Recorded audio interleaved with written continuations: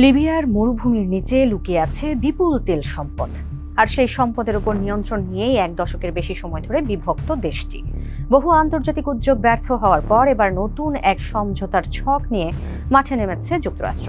কিন্তু এই পরিকল্পনা কি সত্যি লিবিয়াকে এক করবে, নাকি ক্ষমতা ভাগাভাগির আড়ালে জন্ম নেবে নতুন বিতর্ক? দেশটির ভবিষ্যৎ নিয়ে এখন ঘুরপাক খাচ্ছে এমনই প্রশ্ন। ন্যাটোর সামরিক হস্তক্ষেপের মাধ্যমে মুয়াম্মার গাদ্দাফির পতনের 15 বছর পর আবারও লিবিয়াকে একত্রিত করার উদ্যোগ নিয়েছে যুক্তরাষ্ট্র। দীর্ঘদিনের রাজনৈতিক বিভক্তি ও আর্থিক সংকটকে কাজে লাগিয়ে দেশটির প্রতিদ্বন্দ্বী পক্ষগুলোকে একটি অভিন্ন সরকারের আওতায় আনার চলছে চেষ্টা। আর এই উদ্যোগের নেতৃত্ব দিচ্ছেন মার্কিন প্রেসিডেন্ট ডোনাল্ড ট্রাম্পের আরব, মধ্যপ্রাচ্য ও আফ্রিকা বিষয়ক বিশেষ উপদেষ্টা মাসাদ বুলুস। তিনি ট্রাম্পের জামাতা মাইকেল বুলুসের বাবা। 5+ স্টার রেটিং প্রাপ্ত দেশের সর্বোচ্চ বিদ্যুৎ সাশ্রয়ী ওয়ালটন এসি স্মার্ট কমফোর্ট এখন নেক্সট লেভেলে। 2011 সালে ন্যাটো সমর্থিত অভিযানের মাধ্যমে গাদ্দাফি সরকারের পতনের পর থেকেই লিবিয়া কার্যত বিভক্ত হয়ে পড়ে। বর্তমানে দুটি প্রধান প্রতিদ্বন্দ্বী প্রশাসনের নিয়ন্ত্রণে রয়েছে দেশটি। একদিকে রাজধানী ত্রিপলি ভিত্তিক গভর্নমেন্ট অব ন্যাশনাল ইউনিটি, যা জাতিসংঘ ও অধিকাংশ দেশের স্বীকৃত সরকার।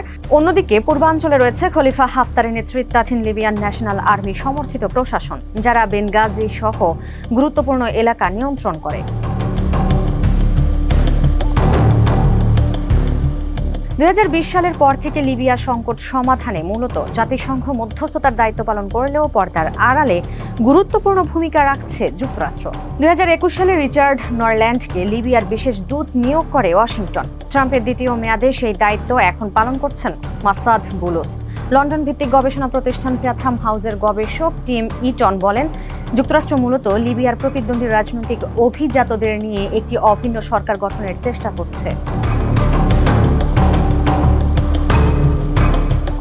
ফিনান্সিয়াল টাইমসকে দেওয়া এক সাক্ষাৎকারে বুলুসের পরিকল্পনার কিছু অংশ প্রকাশ্যে আসে। এই পরিকল্পনার কেন্দ্রবিন্দুতে রয়েছে লিবিয়ার বিশাল তেল সম্পদ।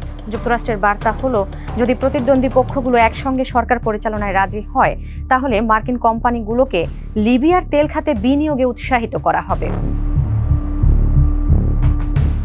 অবশ্য বর্তমানে একটি জটিল বাস্তবতাও রয়েছে। ত্রিপলির সরকার আন্তর্জাতিকভাবে স্বীকৃত হওয়ায় বিদেশি বিনিয়োগ চুক্তি তাদের সঙ্গেই করতে হয়, কিন্তু দেশের অধিকাংশ তেলক্ষেত্র ও রপ্তানি টার্মিনাল নিয়ন্ত্রণ করে হাফতারের বাহিনী।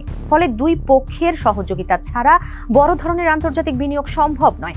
এদিকে লিবিয়ার কেন্দ্রীয় ব্যাংকও জানিয়েছে, দীর্ঘমেয়াদে দুটি আলাদা প্রশাসনের ব্যয় বহন করা তাদের পক্ষে সম্ভব নয়। ফাঁস হওয়া তথ্য অনুযায়ী যুক্তরাষ্ট্র একটি ক্ষমতা ভাগাভাগির কাঠামো প্রস্তাব করেছে। সেই অনুযায়ী বর্তমান প্রধানমন্ত্রী আব্দুল হামিদ দবেইবা সরকার প্রধান হিসেবে দায়িত্বে থাকবেন। অন্যদিকে খলিফা হাফতারের ছেলে এবং LNA এর সেনাপ্রধান সাদ্দাম হাফতার কার্যত রাষ্ট্রপতির মতো ভূমিকা পালন করবেন। অনেক বিশ্লেষকের মতে এই পরিকল্পনা যুদ্ধ থামানোর একটি বাস্তবধর্মী চেষ্টা হলেও এতে সাধারণ লিবীয় জনগণের মতামতের প্রতিফলন নেই। ইউরোপিয়ান কাউন্সিল অন ফরেন রিলেশনসের গবেষক তারেক মেগেরিসি বলেন, এটি মূলত লিবিয়ার দুই প্রভাবশালী পরিবারের মধ্যে ক্ষমতা ভাগাভাগির উদ্যোগ। এমন ব্যবস্থা কার্যকর হলে 2011 সালের বিপ্লবের পর গণতান্ত্রিক রূপান্তরের যে আশা তৈরি হয়েছিল তা ক্ষতিগ্রস্ত হতে পারে এবং নতুন ধরনের কর্তৃত্ববাদী শাসন ব্যবস্থার পথ খুলে যেতে পারে। বিশ্বের সবচেয়ে বড় তেল মজুতের দেশগুলোর একটি লিবিয়া। আফ্রিকার মধ্যে দেশটির তেল মজুত সবচেয়ে বেশি।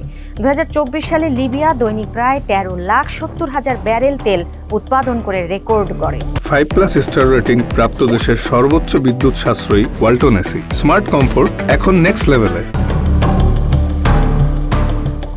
বিশ্লেষকদের মতে রাজনৈতিক স্থিতিশীলতা ফিরলে মার্কিন কোম্পানিগুলোর জন্য লিবিয়ার জ্বালানি খাত বড় সুযোগ তৈরি করবে। এছাড়া ভূমধ্যসাগরের তীরে অবস্থান হওয়ায় লিবিয়ার তেল খুব দ্রুত ইউরোপে পৌঁছানো সম্ভব।